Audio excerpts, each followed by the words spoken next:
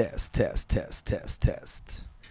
Oh, I did my mic check and I'm doing my own talk by myself right now. This is still Cam and this is still the Real Resilience Talk podcast, where usually I'm over here talking with somebody and we get on the subject of resilience and what does it mean and all of that. And I'm just going to take a moment. I'll fly out. I'm supposed to already be in the air as we speak, flying out of Japan and going back to America. I'm going to take a few minutes here, just me solo. For anybody out there who's been a listener, if you're listening to now, I think this is going to be like episode 20.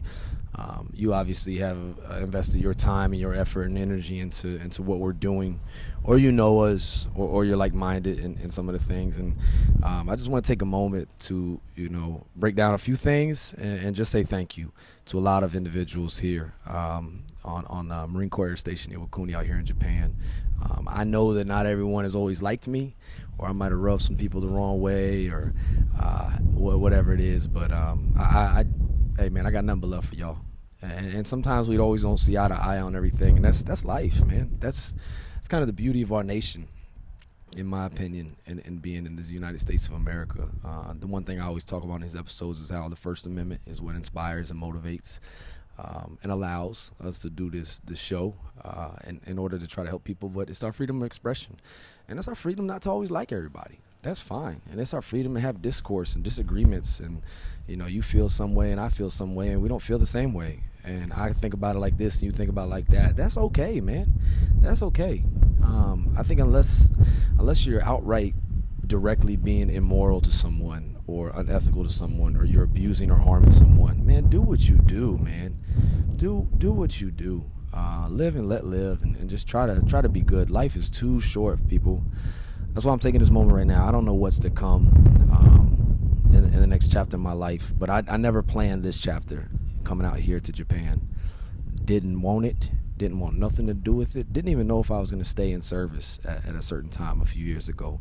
I didn't know how it was going to go, but got these orders to come to Japan, and let me just say, I'm not special. I am not some amazing. I appreciate people with the feedback they give me. I really do. I thank you for holding me in a certain regard, and I definitely don't want to be held in regard of being a piece of shit, right? But a lot of people, I say this with very humble, and I thank you for your admiration. I really do.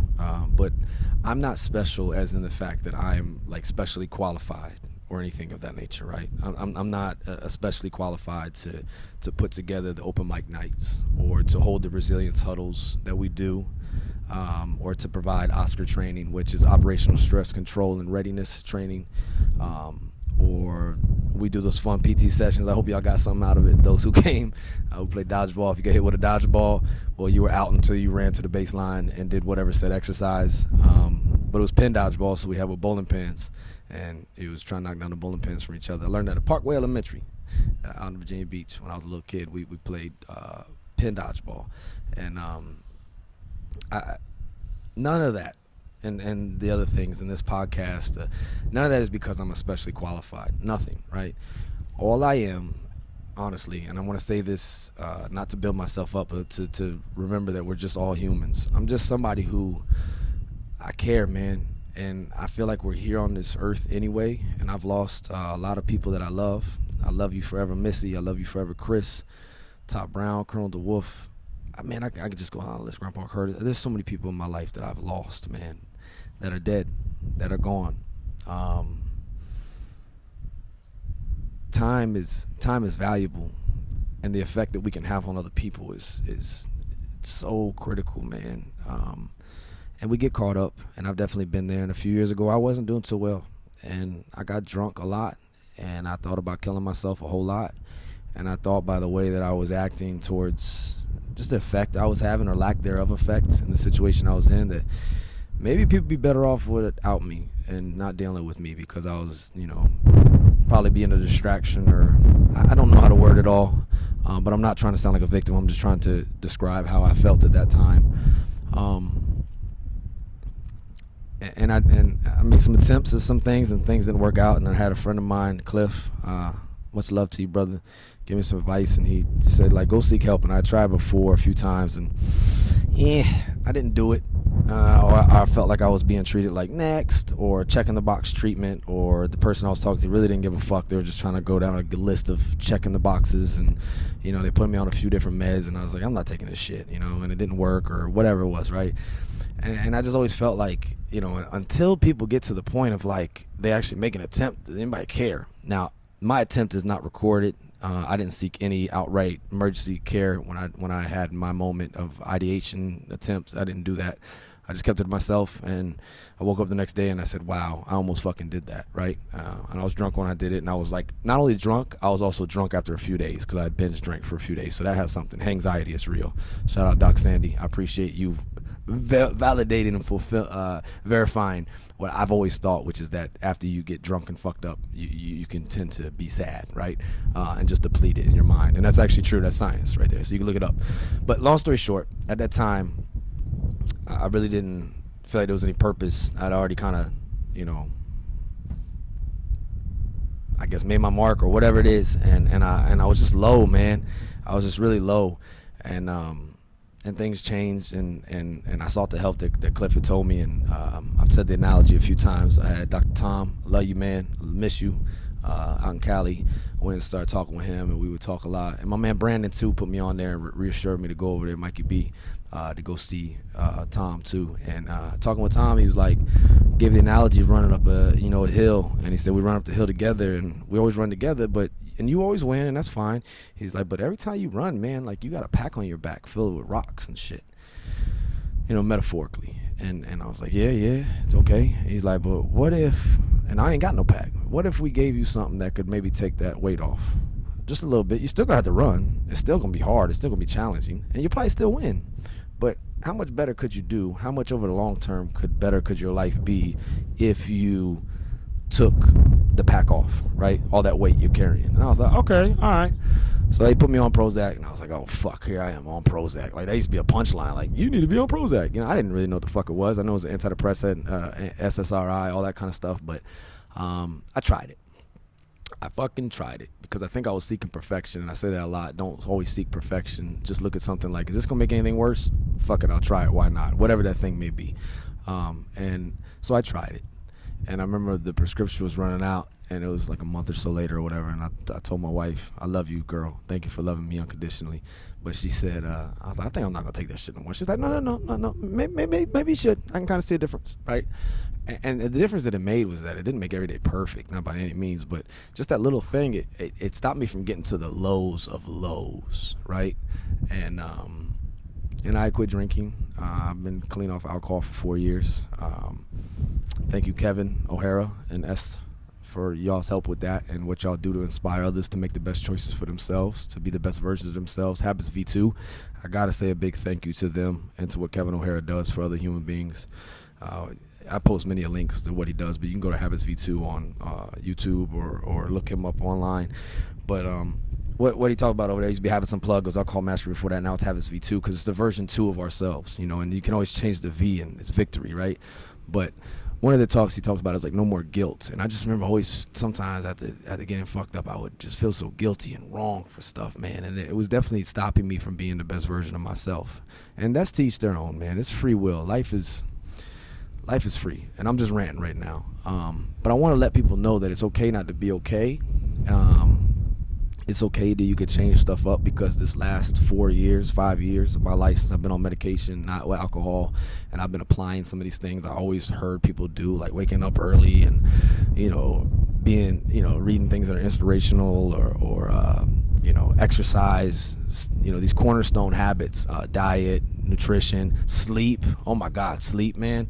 I've been a drill instructor before. I've survived off 4 hours of sleep, and I've used it as like a badge of something, like, oh, need sleep, and you hear like the grind and sleep when you die, and I had that, man, but it also affected who I was, man. And it was just more weight that I was putting on myself, whether it was like not being medicated or self-medicating with alcohol, or not getting enough sleep, or being a workaholic, or caring what other people think of me, or no matter what the relation is to me, whether it's somebody I work with or a friend or a family member, like man, what people think of you has nothing to do with you. It's none of your business, you know. So you just got to be the best you can be. And sometimes you don't see eye to eye with people, and that's the one thing about I was saying earlier about our freedoms, that it's so great because we can disagree, man. We can agree to disagree. We don't have to hate each other, man.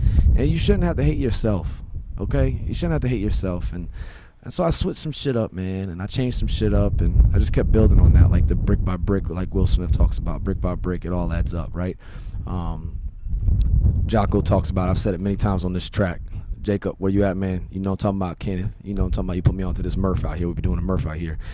And I would be out here, and I would listen to Jocko a lot, just to kind of feed my soul, right? And one of the things he said was that Rome wasn't built overnight.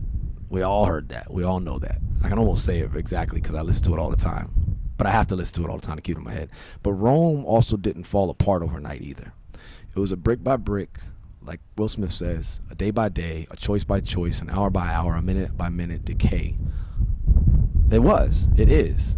And I'm going to close because I don't want to talk forever. I don't like talking to myself or by myself, but I do want to express this, that look, these little choices that we make, these little bricks that we make day by day, man, they add up. And you may have been in a place where you're not adding good bricks or you're not laying good foundations for yourself. That's fine. Learn from it.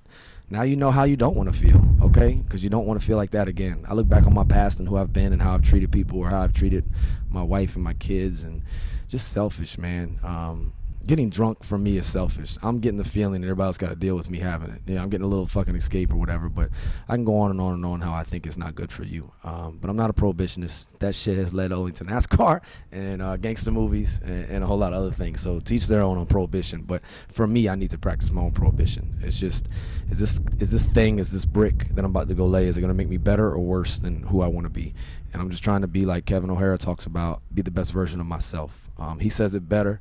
He's man, I love you, man. I really appreciate the impact you've had on me, and literally for UNS and what y'all do, my family and those around me enjoy the fruits of your labor because it's through me. Obviously, I had to make my own choices. It's all down to us as individuals, but you helped push me on certain days when I didn't want to make the best choice. So what you do matters, man, and I just thank you. But everyone out there, you can make a change right now.